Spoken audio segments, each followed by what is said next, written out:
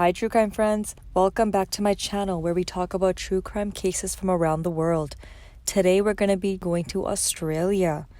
Meet William MacDonald. He is Australia's first serial killer. He was born in Liverpool, England in 1924, and at birth his name was Allen Ginsberg. He was the middle child and would always be by himself. He never cared to have any friends or interact with anyone. As a child, some nights he would wander off and his mom would worry and she would call the police to go help find him. His mother then decided to take him to a psychiatrist who diagnosed him as a schizophrenic. When Allen was 19, he joined the army and then later transferred to Lancashire Fusiliers, where he was raped in an air raid shelter by the corporal. Now, after the corporal threatened him, allegedly saying that he would kill him if he told anyone what happened. Now, at first, Allen did feel disgusted, he felt dirty, and he knew that he went through something wrong. But as time went on, he realized he enjoyed the physical experience he had being with the man. He hated that it happened without his consent, but he enjoyed the actual act of being intimate with a man. As time went on, Allen became very comfortable in his own skin. Now, this is a time when the LGBTQ plus community was had no rights and they were looked down upon. But Allen, his mindset was different. He did not care. He was very open. He did not hide who he truly was to other people. He would openly meet and have intimate relations with men in public restrooms and, anywhere. The harsh conservative thoughts of society of that time didn't make him hide it, but it did make his life difficult. Everywhere he went, he heard comments about his preference. When employers would hear that Allen was gay, they would fire him on the spot. He received criticism everywhere he went. As a child, if you remember, he was already diagnosed as a schizophrenic. So he was scared, and as a responsible adult, he did seek out help. He went to a psychiatrist and he told him that he was having illusions and hearing people and noises in his head. Now, the psychiatrist recommended Allen being admitted for 3 months at the mental institute, where he underwent electroconvulsive therapy. But at the end of the stay, nothing changed. He still saw things that weren't there. He still heard things that other people did not hear. At this point, Allen believed the illusions and the noises were caused by his surroundings, so he decided to pack up and immigrate to Canada in 1949 and then to Australia in 1955. At this point, he decided to change his name so the taunts would stop. His now new name was William MacDonald. However, soon after, he was charged with indecent assault when he touched a detective's private parts in a public restroom. At this point, he moved again, and this time he got a job as a construction worker. And once his co-workers found out, they did give him a hard time, and for revenge, to keep his sanity, allegedly, William slashed their bike tires. However, this did not stop the co-workers from calling him names and putting him down. William then moved on to his next job. This kept happening. He kept moving job to job, moving state to state, trying to escape the situation he was living in, but he couldn't. The taunts and the constant replay of the memory of the corporal raping him just resulted in this enormous buildup of an urge to kill. Now, William's first kill was 55-year-old Amos Hurst. They met up at a hotel and drank for quite some time. Soon after, they decided to head up to Amos's hotel room. William waited until he was totally drunk and was having a hard time standing up. He then put his hands on Amos's neck and strangled him until blood was coming out of his mouth. After, he punched Amos in the face and he fell to the floor. William then undressed Amos and put him into bed. He washed the blood from his arms and quietly left the building like nothing happened. Now, this was William's first kill. He was terrified. He was terrified of getting caught or at least questioned. Now, the next couple of days, he would always read the newspapers, see if there was a new murder or crime reported.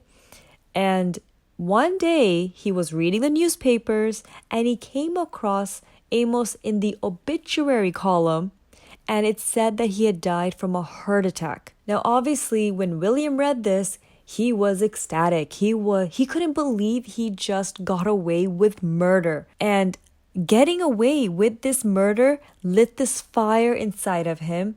So he went out, bought a knife, and went looking at wine bars and sleazy hotels for his next easy victims to kill. His second victim was Bill, who he met at a wine saloon, and unfortunately for Bill, he looked like the corporal who had assaulted William years ago. Now, around closing time, the men took some bottles of alcohol to a nearby park for a drink. William's urge to kill was strong, but he waited until Bill was passed out drunk. He then took out his knife and was about to kill Bill when suddenly the urge left him. He then put the knife back into the sheath and went home, leaving Bill sleeping on the grass. In January 1961, William moved to Sydney and got a job as a letter sorter with the Postal Department under the alias Alan Edward Brennan. One Saturday evening, William was at Green Park and he met Alfred Reginald Greenfield. Alfred was a homeless, unemployed blacksmith, and William had offered him a drink and took him to this nearby public swimming area under the promise of giving him more alcohol. Now, instead of there being alcohol in the bag, William was carrying a brand new, long, razor-sharp knife. Now, like usual, William chatted up Alfred, made him feel comfortable, took him to a secluded corner, and as time went on, his need to kill grew. But he knew he needed to make Alfred extremely drunk to the point where he is passed out. So now once Alfred was passed out, William put a small plastic raincoat on, took out his knife, and quickly killed Alfred. He then proceeded by removing the pants of Alfred and cutting off his private parts. Alan then threw Alfred's private parts into the harbor, Sydney Harbor, wrapped the knife in his now bloody raincoat, and walked home. According to him, there were people who passed by him and no one really looked up to him, no one really approached him, no one really noticed him. He's in his own words, he said he felt invisible walking in the streets next to these people. 6 months went by. He didn't have this urge, but suddenly he got this urge again. So he went out and bought a 6-inch knife, telling the cashier that he was going fishing and he needed it to gut the fish. Now that night, William went to Downing Street where he saw drunk Ernest William Cobbin walking towards him. William walked up to him, kind of lured him to a nearby park where they drank beers in the public restroom, and without hesitation, while Ernest was busy, he was getting loopy, he was drunk, William put on his raincoat like it was any other day. He was putting on his coat, and he killed Ernest. He then proceeded to pull down his pants, Ernest's pants, and cut off his private parts, placed everything in his backpack, and walked home. Now, according to William, when he got home, he washed the contents of the bag, including Ernest's private parts, and took it to bed with him.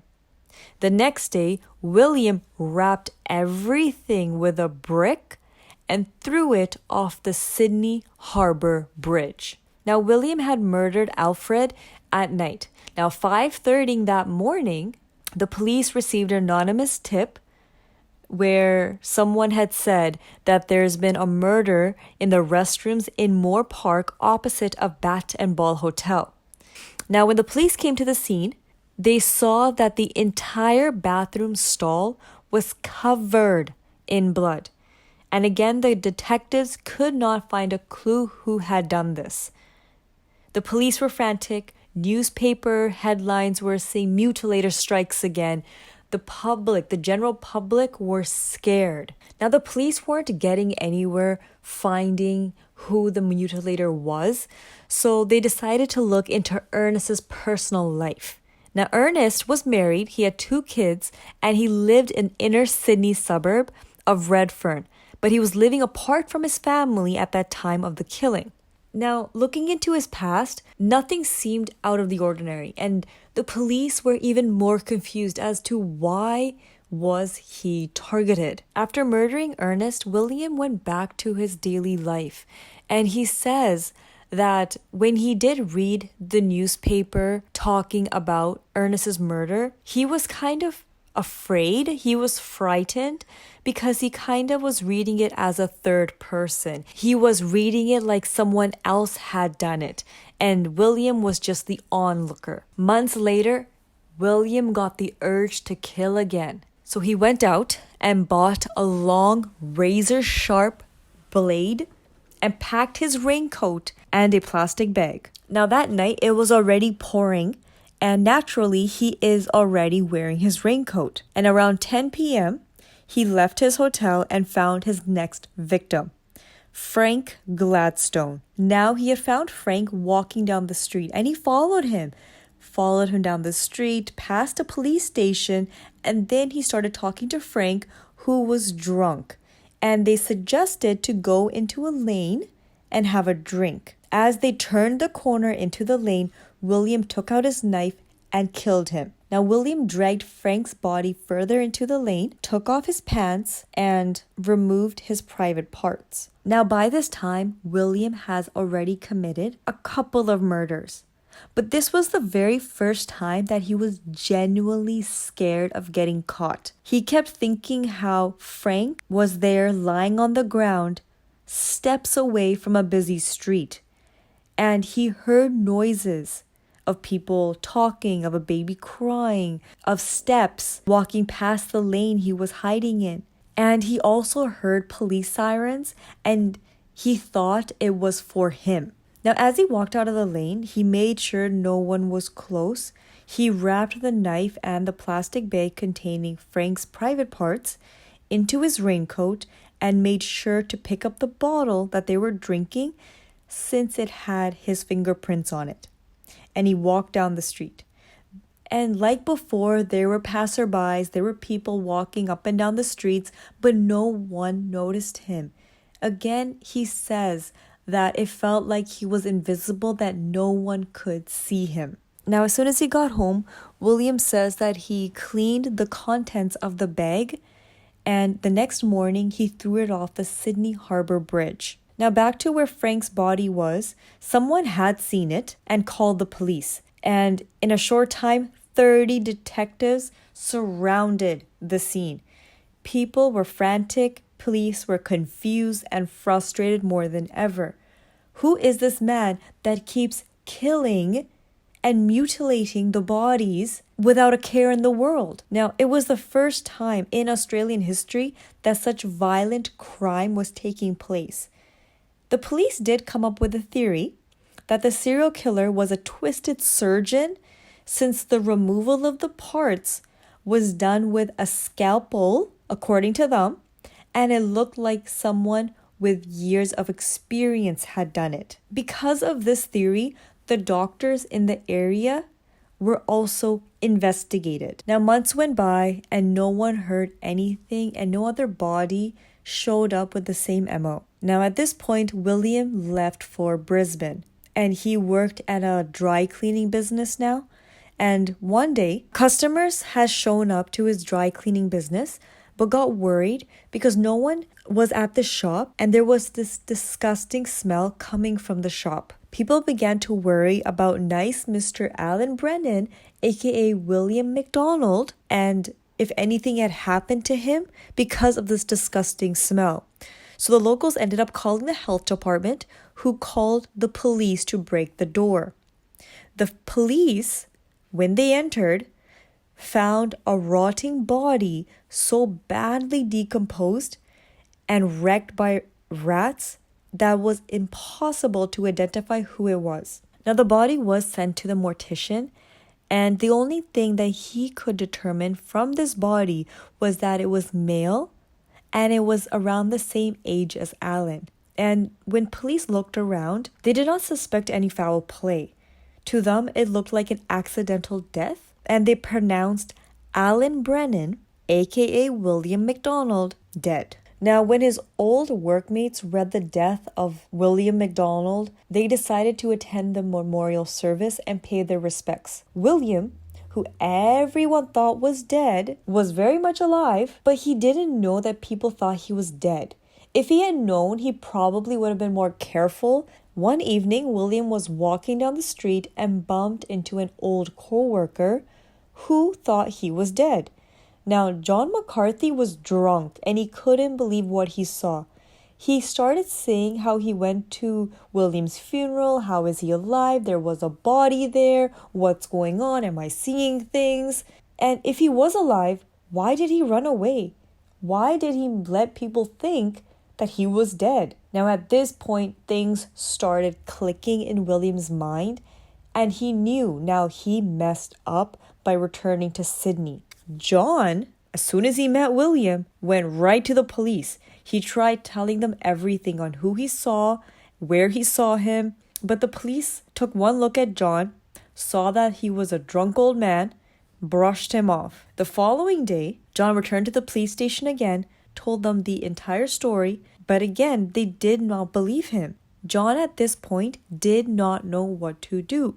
So he decided to call up the Daily Mirror and speak to a well-known crime reporter, Joe Morris. Now, this is what Joe Morris said. I listened to the story before interviewing him. He didn't sound crazy to me. Now, that is how the Mirror ran the story, and the legendary headline, Case of the Walking Corpse, came out. Now, the result of this article forced the police to reopen the case. Now, the police took a closer look at the clothes found beside the dead body, and it revealed the number 1262. Okay?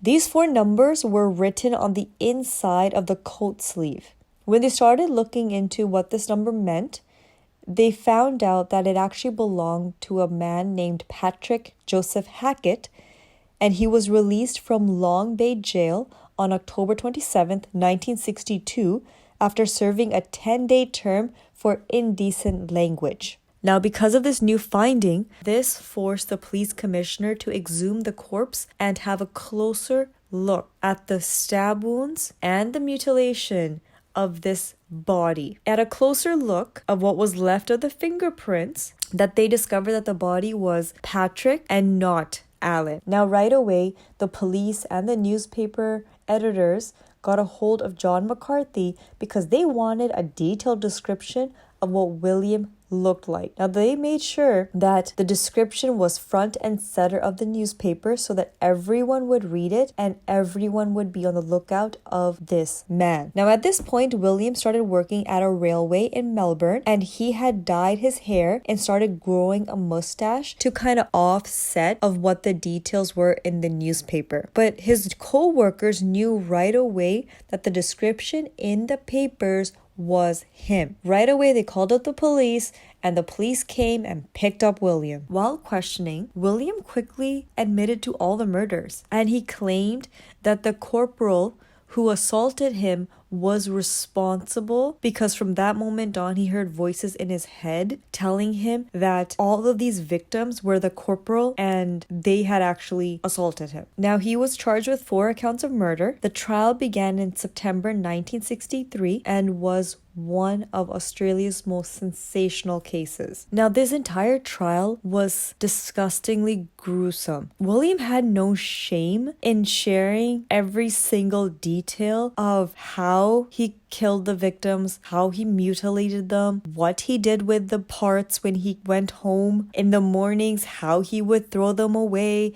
Like, he was not shy, to the point where some jurors also fainted just hearing the details. Now, the jury in the end chose to ignore the overwhelming evidence for insanity and gave him a guilty verdict. Now, before passing sentence, Justice McLennan said that this was the most barbaric case of murder and a total disregard for human life that has come before him in his many years on the bench. William showed no signs of remorse and made it clear that if he were free, he would go on killing. And he was sentenced to 5 consecutive life sentences with a strong recommendation that he should not be released. Now, William was imprisoned at Long Bay Hospital, which is a division of Long Bay Correctional Center, but was soon certified as insane and transferred to a secure mental hospital. William became the longest continuous serving inmate